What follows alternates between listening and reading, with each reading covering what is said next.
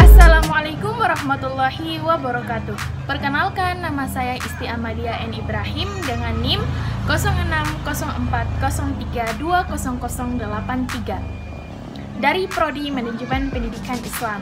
Sesuai dengan judulnya, di sini saya akan menjelaskan tentang karya tulis ilmiah, mulai dari penulisan, struktur, metodologi penelitian, hingga kesimpulan. Maka dari itu, dinonton sampai habis ya teman-teman. Jangan lupa like and comment video ini.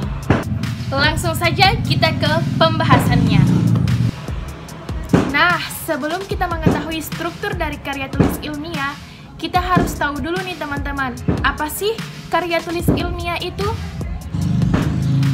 Jadi teman-teman, karya tulis ilmiah adalah karya seorang ilmuwan yang berupa hasil pengembangan yang ingin mengembangkan ilmu pengetahuan, teknologi ataupun seni yang diperolehnya melalui kajian kepustakaan pengembangan, penelitian, ataupun pengetahuan orang lain sebelumnya. Selanjutnya adalah cara penulisan karya tulis ilmiah. Yang pertama, penggunaan bahasa baku. Pada karya tulis ilmiah, digunakan bahasa Indonesia sesuai Pedoman Umum Ejaan Bahasa Indonesia atau disingkat PUEBI. Yang kedua, yaitu penggunaan sitasi atau kutipan. Isi dari karya tulis ilmiah tidak hanya berasal dari pendapat pribadi seseorang. Oleh karena itu, ketika mengambil data atau kalimat dari sumber lain, perlu dicantumkan tanda kutipan. Hal ini sangat penting untuk menghindari plagiarisme. Yang ketiga, yaitu penggunaan sumber terpercaya. Karya tulis ilmiah tidak menggunakan sumber asal-asalan atau hanya dari blog saja. Sebaliknya, sumber yang dipakai adalah buku, jurnal, proceeding atau artikel terpercaya lainnya. Nah, itulah materi terkait cara penulisan karya tulis ilmiah. Selanjutnya, bagaimana sih struktur karya tulis ilmiah itu? Jadi teman-teman, struktur dalam karya tulis ilmiah itu dibagi menjadi beberapa bagian. Yang pertama ada halaman judul atau cover, yang kedua ada halaman pengesahan, yang ketiga ada kata pengantar, yang keempat ada daftar isi, yang kelima ada pendahuluan, yang keenam ada tinjauan pustaka atau dasar teori, yang ketujuh ada metodologi penelitian atau metode penelitian, yang kedelapan ada pembahasan atau hasil penelitian, yang kesembilan ada penutup, yang kesepuluh ada daftar pustaka, dan yang ke-11 yaitu lampiran.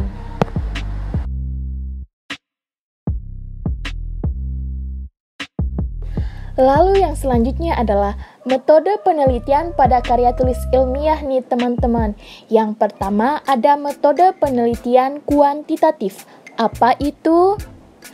Metode penelitian kuantitatif biasanya digunakan untuk mencari data yang membutuhkan observasi. Adapun hasil dari pengumpulan data ini berupa angka. Yang kedua yaitu metode penelitian kualitatif. Metode penelitian kualitatif adalah kebalikan dari metode kuantitatif. Hasil dari metode ini adalah data yang sifatnya narasi dan bukan angka. Selanjutnya yang ketiga yaitu metode penelitian eksperimen atau percobaan.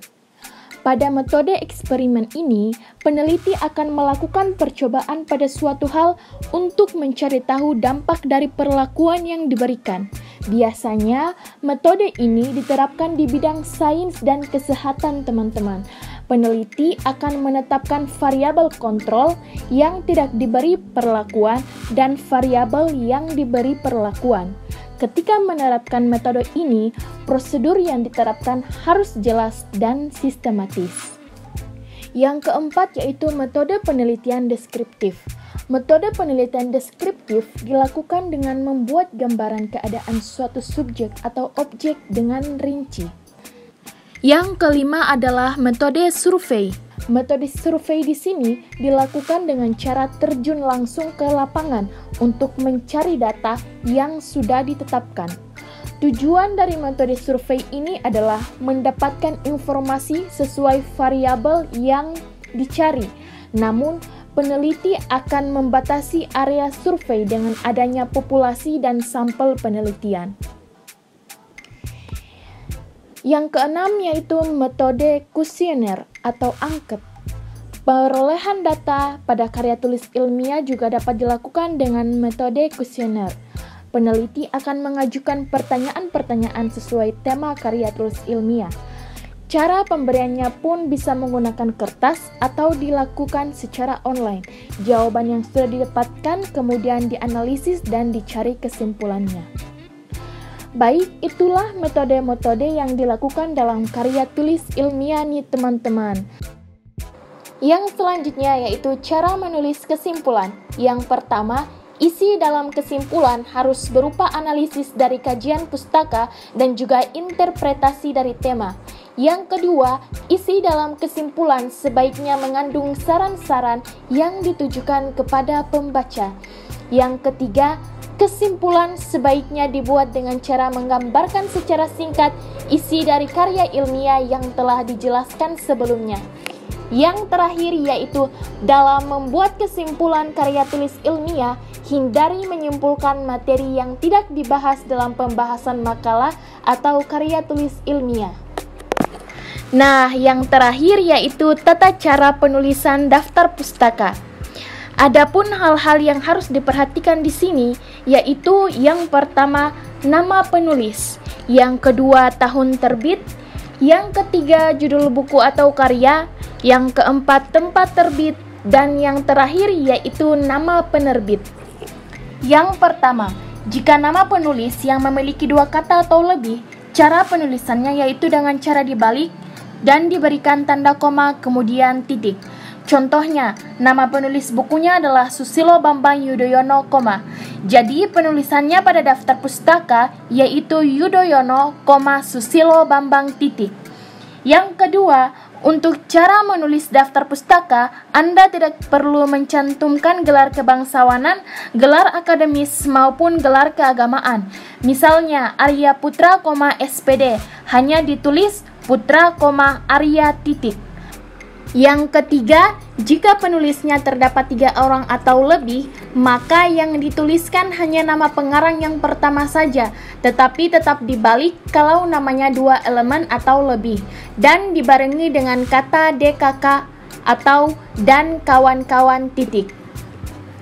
Contohnya, suatu buku ditulis oleh 4 pengarang, yaitu Faiz Muhammad, Faisal Ahmad, Lukman Hakim, dan Sultan. Maka pada penulisan daftar pustaka ditulis Muhammad, Faiz, DKK titik.